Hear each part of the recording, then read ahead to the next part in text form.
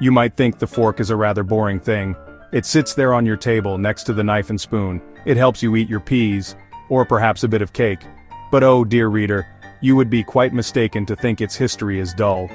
The humble fork you see has a past so scandalous, so filled with drama, it could make a soap opera blush. For centuries, this simple eating tool was viewed with deep suspicion.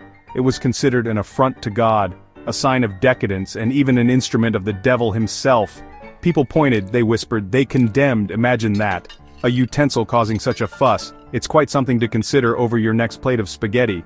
The very idea of using a special pointy tool to bring food to one's mouth was for a very long time seen as utterly bizarre. Why would anyone need such a contraption? God, it was argued, gave us perfectly good fingers. 10 of them, in fact. Using a fork was seen as an insult to this divine gift. It was like saying, thanks for the fingers, God, but I've got this newfangled metal thing that works much better. You can imagine how that went down with the more pious folks. They saw it as a sign of vanity, of being too delicate, too fussy about the simple act of eating. It was in their eyes an unnecessary affectation, a departure from good, honest, God-fearing finger-licking. Think about it. For most of human history, people ate with their hands, or they used a knife to spear food, and a spoon for liquids. This was normal. Our story begins not in the grand dining halls of Europe, but much further east, in ancient Persia. We're talking around 400 AD, a time when Europe was, to put it mildly, still figuring things out. The Persians, however, were a rather sophisticated bunch. They had empires, intricate art, and it seems early versions of the fork. Now these weren't the delicate little things you use for your salad today. Oh no. These were more robust, often larger, and likely used more as cooking utensils or for serving food from a communal dish. Think of them as glorified skewers, perhaps, used to hold a joint of meat steady while it was being carved, or to lift hot items from the fire. These early Persian forks were typically made of bronze or silver, which tells you something about who was using them. These weren't common tools for the average peasant. They were items found in wealthier households, perhaps even in royal courts. Archaeologists have unearthed these ancient implements, giving us a glimpse into the dining habits of a long-lost world. Fast forward a few centuries, to the 11th century, and we find ourselves in the opulent Byzantine Empire. This was the eastern remnant of the Roman Empire, centered in Constantinople, a place of immense wealth, culture and, as it turns out, controversial cutlery. It was here that the fork began to transition from a kitchen tool to a personal dining implement, at least among the very elite. And it was here that it first encountered some serious and rather vocal opposition. The fork, it seems, was about to cause its first major scandal, one that involved a princess and a whole lot of divine disapproval. The story often told involves a Byzantine princess, Theodora Anna Dukaina, who married Domenico Selvo, the Doge of Venice, in 1071. She brought with her from Constantinople a taste for luxury and refinement, which apparently included the use of a small golden fork to eat her food. The Venetians, who were still happily using their fingers and knives, were reportedly aghast. This was seen as an outrageous display of decadence and effeminacy. Why would anyone need such an artificial instrument to convey food to their mouth? While the Byzantines were daintily and controversially poking at their food, the rest of Europe was, for the most part, quite content with the old ways.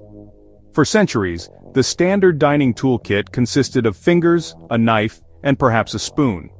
This wasn't seen as barbaric or unhygienic, it was simply how things were done. People would use their knives to cut meat, and then use their fingers to convey the pieces to their mouths. Soups and stews were managed with spoons, or sometimes by drinking directly from the bowl. It was a hands-on approach to eating, quite literally.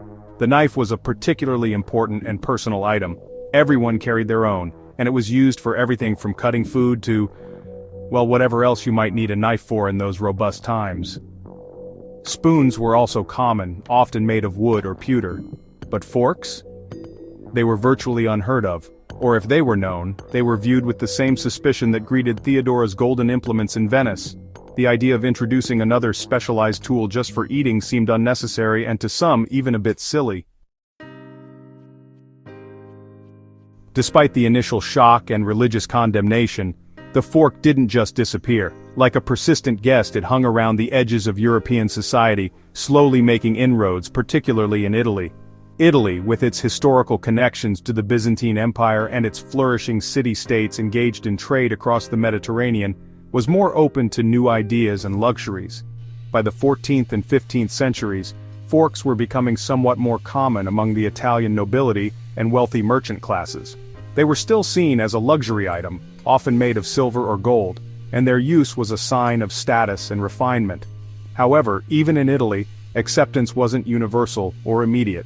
The fork was still primarily associated with eating sticky or messy foods, like fruits preserved in syrup, where using fingers would be particularly inconvenient.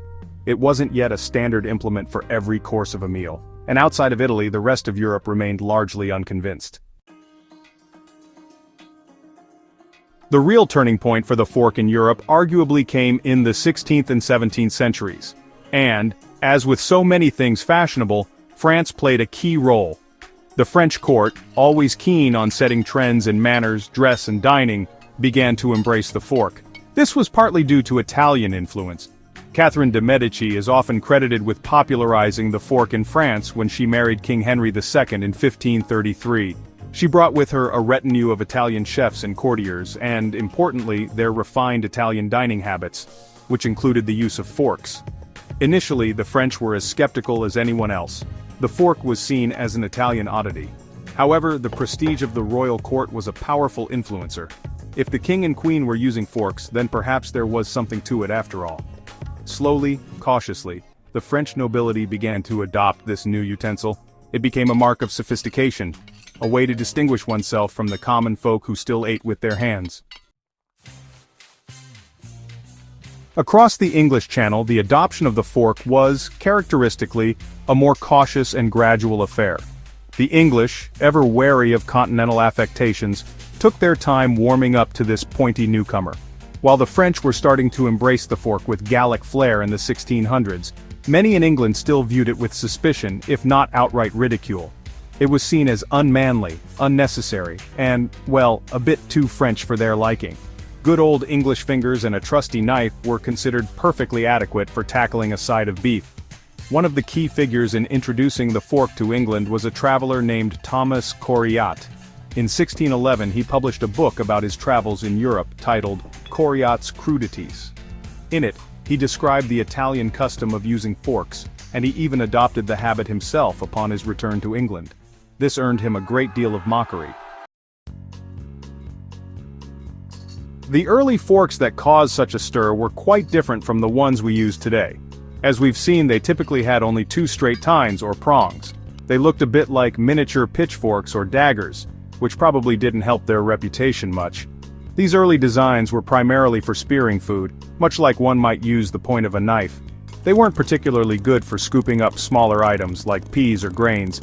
You can imagine trying to eat rice with a two-pronged skewer. It wouldn't be a very efficient or tidy process. Over time, as the fork became more accepted, its design began to evolve to become more practical. Around the late 17th and early 18th centuries, particularly in France and Germany, a third tine was added. This made the fork a bit more versatile. So there you have it. The fork, that seemingly innocuous utensil, has traveled a truly remarkable path through history. It journeyed from the ancient kitchens of Persia, through the scandalous courts of Byzantium and Venice, faced centuries of stubborn resistance in Europe, and finally, with a little help from French fashion and English pragmatism, found its place on dinner tables around the world. It's a story that reminds us that even the most commonplace objects can have surprisingly dramatic and contentious pasts.